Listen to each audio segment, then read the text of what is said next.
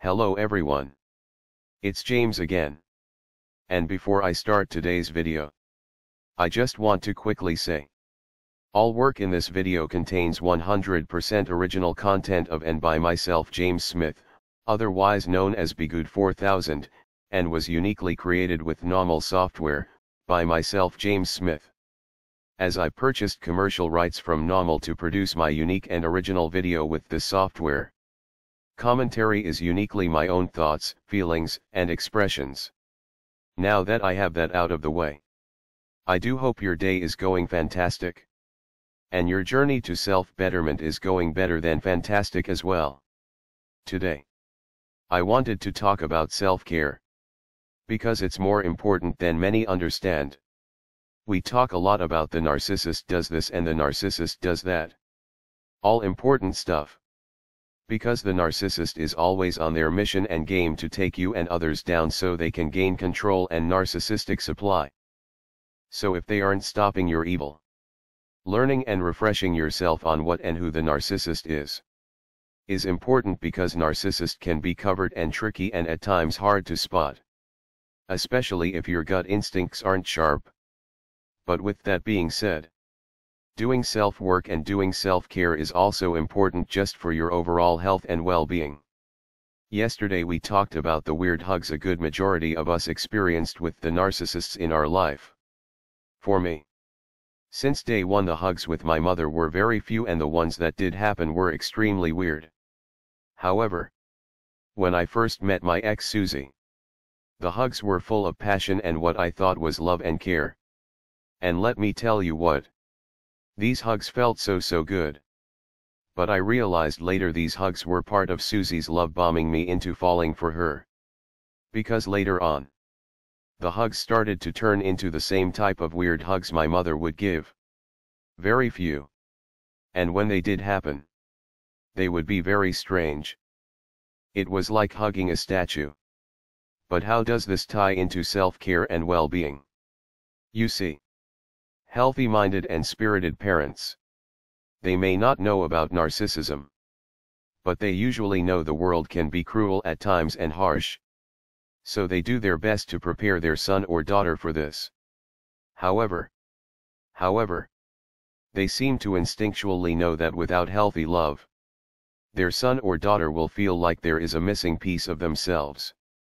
And instead of getting out here and living their best life, and quite frankly being able to fall and get back up, they give genuine love in just the right amount of doses to let their son or daughter know that the world might try to eat you and spit you out, metaphorically speaking. But here at home you always have a place. You see, studies have shown that if, let's say, a dog's parents or parent ignores a pup, this pup will suffer all kinds of problems. And when someone becomes the new owner of this dog, it's a lot of work to get this dog to not be depressed and to be able to trust. You see, though we talk about those feelings we get when we are love-bombed as being addictive, and it's these feelings the narcissist uses to hook us. So when they start to pull away and slow down and even stop with the nice treatment, we'll be so addicted to this feeling we got in our brain when they were treating us special. We'll hang on for years trying to get this feeling back. With that said, though this is an addictive feeling, imagine if they didn't stop treating you good and like you meant something to them. That's right. You would have a positive glow going on in your brain and in your body. And that glow that makes you feel alert, not sickly, and ready to take on whatever challenge comes your way so you can succeed in life. However, that feeling of neglect might make you postpone a project for weeks, months, or years. It might make you want to sleep rather than do something positive with your day. Though sleep is super important and a big part of self-care, sleeping too much, as we all know, can waste your entire day or days, making it so you can produce the wonderful things that you were on this earth to produce. But see, that's what healthy parents know. It's not so much that those positive feelings you get that are addictive in the love bombing stages are completely bad. The problem is they are fake. If, let's say, you have really loving parents, and you dated or married a narcissist, and the narcissist revealed themselves to you for who and what they are, and you felt down and all of that as a result, you would have family come to pick you up. I've known people that ended up in nasty breakups. And right after, they would go and stay with their parents for a month. Or their sister or brother. Or they would go with their sister or brother on a few vacations. Why is that? Self-care. They aren't sitting in that depressed state. They are now going off with their family that can give them that feeling of love and support. And they can create new memories. Even if it's sitting around the living room playing a board game. Looking at old pictures and laughing. Yes. They will be hurt. But that hurt will fade with time. And they will be okay because of their support system. And they have something that can replace that love bombing they experienced with the narcissist. They have people that genuinely love them. Yes. Self-esteem is within yourself. But as someone mentioned in the comments section of my last video where we talked about hugs, they mentioned that hugs and that kind of interaction is so important to human development when you are young. And I dare say when you are older as well. Think about it. When we punish someone in our society in prison, they are put into solitary confinement. No human touch. No human interaction. And as a result all kinds of problems mentally and physically can happen because of this. So what do? We learn boundaries. We protect ourselves.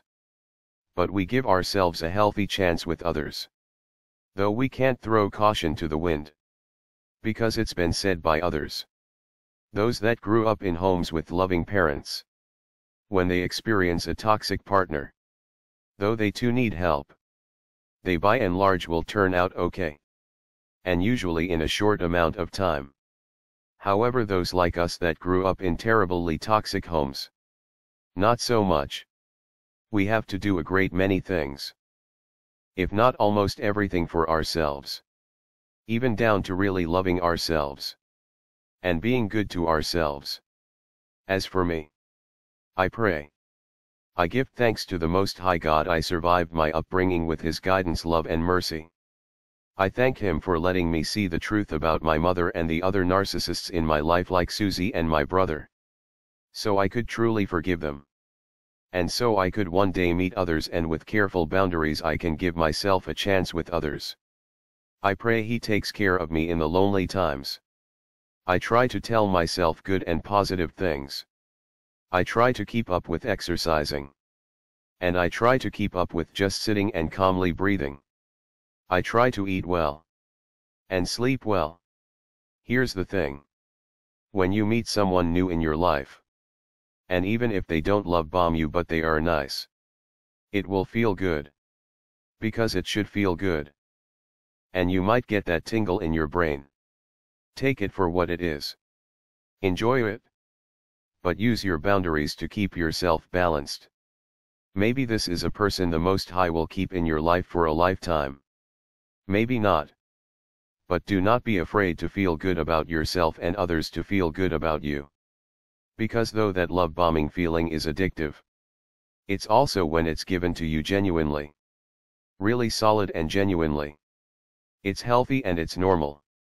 It's only a problem for us because once the narcissist takes it from us, we don't have someone else to connect with like people that come from healthy families do. Love yourself. Be good to yourself. Do something nice for yourself. Tell yourself good things.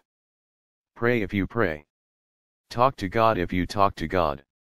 And ask Him to guide you. Love you and keep you always safe. And possibly He might allow you to meet someone decent and loving. However, I believe God loves us so much that what might seem as a punishment is actually a protection. God may be keeping you from others at this moment and time because He loves you so much and doesn't want to see you hurt. So I also give thanks for that. But when the time is right, He will allow others to enter your life. Just keep your boundaries strong. Refresh on things so you can keep your gut instincts strong. And lean on God for understanding. Love yourself, people. Love yourself. With that said, That's all I have for now. And until next time. Bye for now. And be good to yourself.